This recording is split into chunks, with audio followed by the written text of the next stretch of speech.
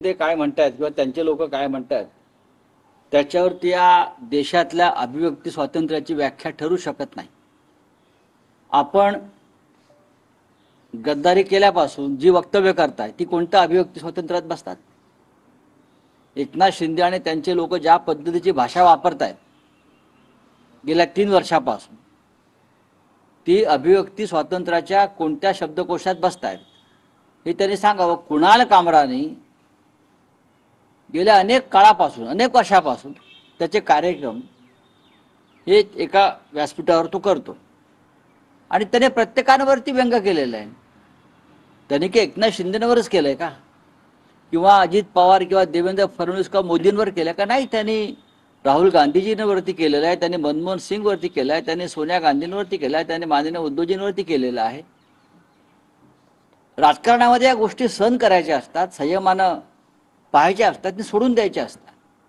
जोपर्यंत तुमच्यावरती व्यक्तिगत स्वरूपाची टीका किंवा बदनामीकारक टीका होत नाही तोपर्यंत राजकारण्यांनी या टीकेकडे एक मजा म्हणून पाहायला पाहिजे.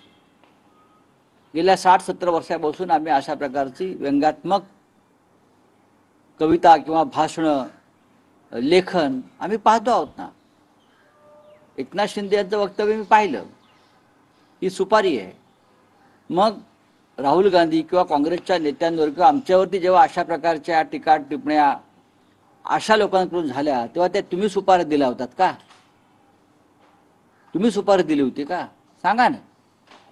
अनेक यूट्यूबर जे आहेत भारतीय जनता पक्षानं पोचलेले अनेक आहेत, ते आमच्यावर सातत्यानं टीका करत असतात घाणेरड्या शब्दामध्ये.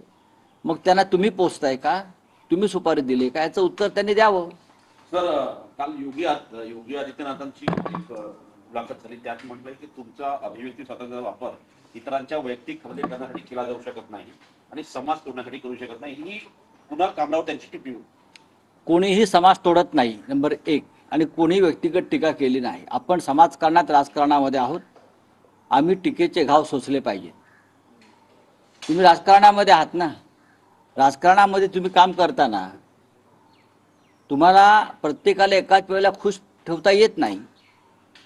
एक मोठा समाज तुमच्यावर नाराज होत असतो आणि नेमका तो मुद्दा पकडून लेखक, पत्रकार, साहित्यिक, कलावंत किंवा अशा प्रकारचे स्टँडअप कॉमेडी अलीकडच्या काळामध्ये जर त्याच्यावरती काही भाष्य करत असतील तर ती समाज तोडण्याची भाषा कशी होईल? अजिबात होत नाही. तुमच्या राज्यामध्ये तुम्ही अशा प्रकारच्या कार्टूनिस्टना, व्यंगचित्रकारांना, कॉमेडियनना UP सरकार राज्यात तुरुंगात टाकलेलं आहे. महाराष्ट्रात तो पॅटर्न जर कोणी लावत असेल तर ते महाराष्ट्राच्या परंपरेला छेद देत आहेत. महाराष्ट्राच्या अर्थसंकल्पीय अधिवेशनाचा शेवटचा दिवस आहे, विरोधी पक्ष नेताच नाही सर अजून सभागृहाला. ही सुद्धा स्वातंत्र्याची गळचेपीच आहे.